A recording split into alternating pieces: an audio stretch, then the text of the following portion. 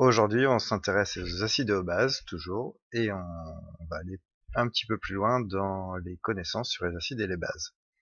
Tout d'abord, on va parler de l'ion hydrogène, H+, et on va s'intéresser au fait qu'en fait, il n'existe pas. On avait parlé de sa présence la fois précédente pour définir un acide et une base.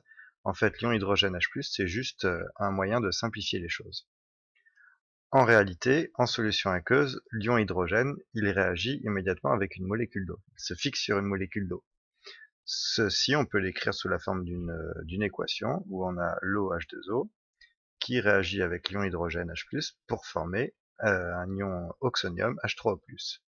Et là, on voit apparaître la demi-équation acido-basique du couple H3O+, H2O. H3O+, c'est un acide, H2O, c'est une base. Dans toute cette vidéo, on va adopter la couleur rouge pour les acides et la couleur bleue pour les bases. Alors, que se passe-t-il si maintenant on reprend notre exemple de l'acide nitrique de la vidéo précédente?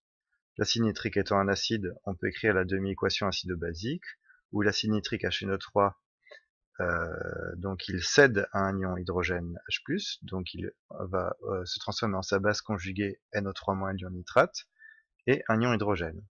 Et cet ion hydrogène, eh bien, il va être capté, cet ion hydrogène, il va être capté par une molécule d'eau, puisqu'ici on est en solution aqueuse. Et ceci va donner l'ion oxonium H3O+. Alors ça, tout cela, on peut le résumer. Ah oui, je l'avais pas dit. Donc, on a le couple HNO3 et NO3-. Donc tout ceci, on peut le résumer de cette manière. D'abord, la demi-équation acido-basique du couple acide nitrique-ion nitrate, puis la réaction entre cet ion hydrogène ici, qu'on retrouve là, avec l'eau, qui donne un ion oxonium. Et le bilan, ça nous donne que l'acide nitrique réagit avec l'eau, et donc on va faire apparaître l'ion hydrogène pour donner un ion nitrate, l'ion oxonium et l'ion hydrogène. Alors comme l'ion hydrogène il se retrouve à gauche et à droite du signe égal, eh bien on va pouvoir le supprimer, un peu comme dans une équation mathématique, et on obtient l'équation finale qui dit que l'acide nitrique réagit avec une molécule d'eau pour donner l'ion nitrate et l'ion oxonium. Alors on voit apparaître ici, à gauche de la flèche, une espèce acide qui est en rouge, une espèce basique qui est en bleu, puis à droite de la flèche, une espèce basique qui est en bleu et une espèce acide qui est en rouge. HNO3, c'est l'acide du couple HNO3, NO3-, et puis H2O ici est la base du couple, où elle est conjuguée avec l'acide H3O+. Ceci, on peut le généraliser en disant que n'importe quel acide réagit avec l'eau pour former sa base conjuguée et un ion H3O+. Voilà vraiment ce qui se passe dans l'eau. Et l'ion hydrogène, en fait, il n'apparaît plus parce que c'était juste un intermédiaire pour simplifier les choses. Allons un petit peu plus loin. Quel est le lien entre le pH que l'on a mesuré lors des TP et les ions oxonium, notamment leur concentration? Alors, par définition, quand on connaît le pH d'une solution, on peut déterminer la concentration en ion oxonium de cette solution en utilisant la relation qui dit que la concentration des ions oxonium, donc la concentration elle est signifiée par les crochets ici, c'est égal à 10 puissance moins la valeur du pH.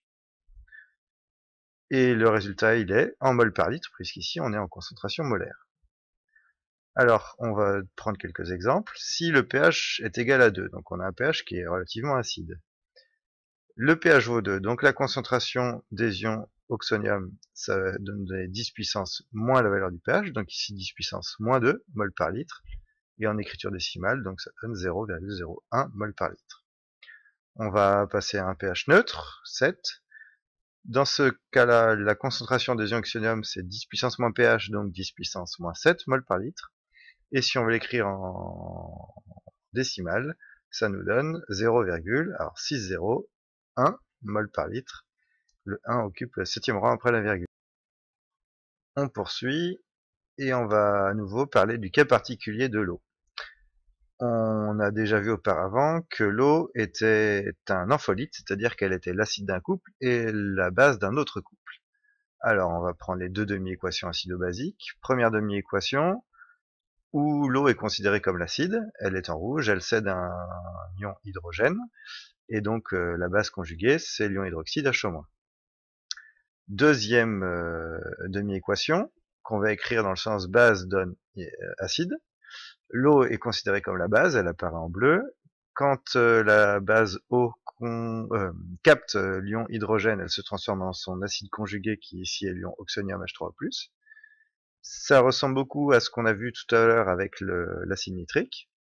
Le bilan de tout ça, c'est que une molécule d'eau en tant que base réagit avec une molécule d'eau en tant qu'acide pour donner H3+, donc l'acide conjugué de l'eau quand elle est considérée comme une base, et HO-, qui est la base conjuguée de l'eau, ici, quand elle est considérée comme...